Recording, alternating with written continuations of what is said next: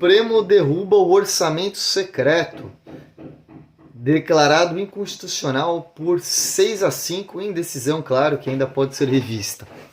Pessoal, essa notícia é uma das notícias mais aguardadas aí dos últimos meses e que certamente vai ser celebrada por operadores do direito, por juristas, por acadêmicos, mas também por gente da ciência política, da filosofia política e por quem entende minimamente como funciona a separação de poderes, a atribuição das funções constitucionais de cada um dos poderes, e para quem não só entende a política democrática com a separação de poderes de Montesquieu no mundo de uma forma genérica, mas para quem entendeu o que está acontecendo no Brasil, ao menos desde a Nova República, ou seja, da adoção da nossa Constituição de 1988, e especialmente com a crise do presidencialismo de coalizão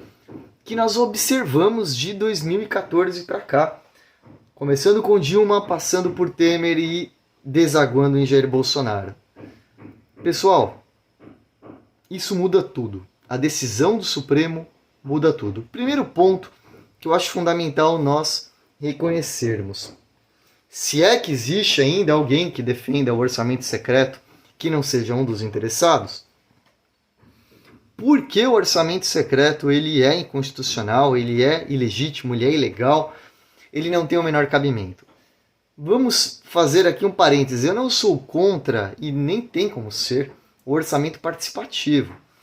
Executivo e legislativo têm sim que dialogar e buscar as ferramentas necessárias para criar, dotar, aprovar e prestar contas em relação ao orçamento. Quanto a isso, não há dúvidas, e houve uma evolução no Brasil no sentido de não permitir que o Poder Executivo fosse uma espécie de caudilho, né, do poder orçamentário. No entanto, esse orçamento participativo, que é desejável, não pode se tornar um orçamento que fique absolutamente nas mãos do Poder Legislativo, no sentido, inclusive, de decidir como ele será aplicado, sem prestar contas aos demais poderes e ao contribuinte. Fica claro, fica claríssimo que os princípios da impessoalidade, da moralidade e da publicidade são violados com a utilização do orçamento secreto.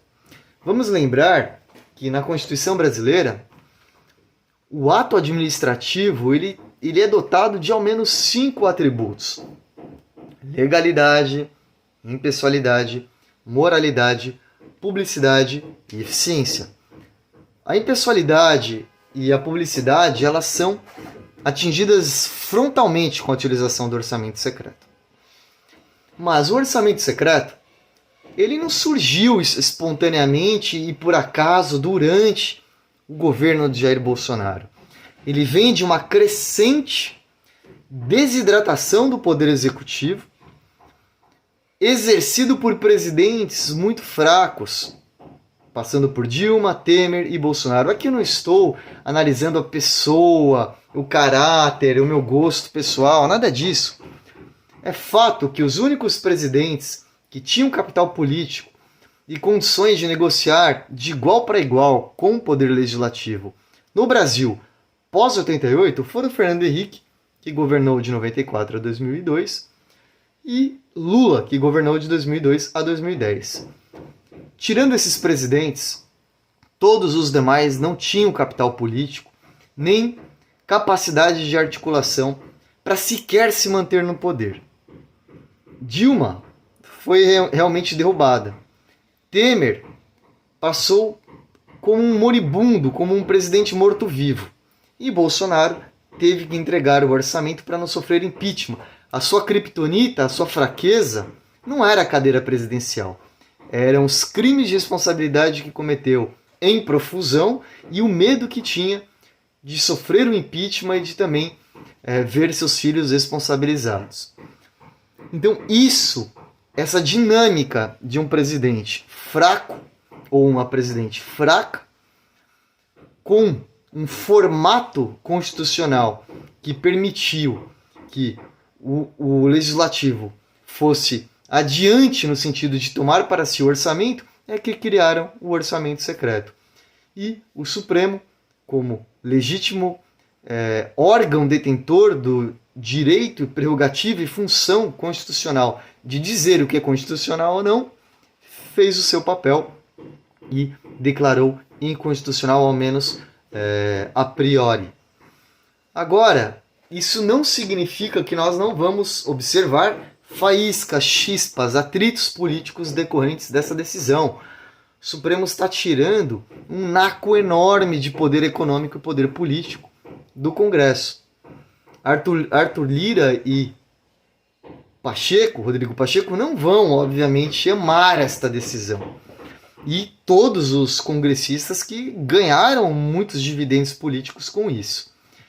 É possível que durante 2023 nós passemos a assistir uma mudança de paradigma que nós tivemos nos últimos 4 anos. Nós assistimos atritos entre o Poder Executivo e o Supremo Tribunal Federal.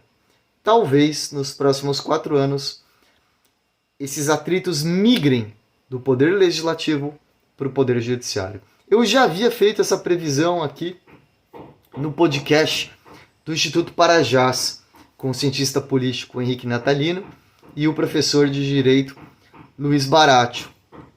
Parece-me que esta previsão estava acertada.